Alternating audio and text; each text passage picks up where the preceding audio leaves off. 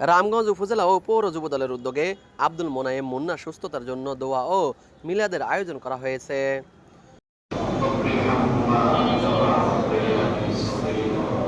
বুধবার বিকেল বাদ আসর রামগঞ্জ পাটবাজার দারুসালাম জামে মসজিদে এই দোয়া ও মিলাদের আয়োজন করেন তারা।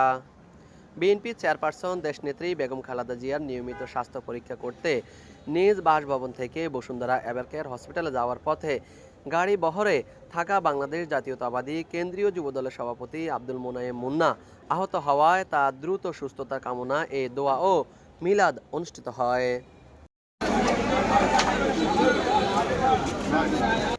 এই সময় উপস্থিত ছিলেন রামগঞ্জ উপজেলা যুবদলের আহ্বায়ক কবির হোসেন কানন পাটোয়ারি, সদস্য সচিব আব্দুল সাত্তার মজুমদার, পৌর যুবদলের আহ্বায়ক জামাল পাটোয়ারি, সিনিয়র যুগ্ম আহ্বায়ক আব্দুর রহমান, সদস্য সচিব মিজানুর রহমান ভূঁইয়া সহ রামগঞ্জ উপজেলার বিভিন্ন ইউনিয়ন ও পৌরসভার বিভিন্ন ওয়ার্ড থেকে আগত যুবদলের অসংখ্য নেতাকর্মী।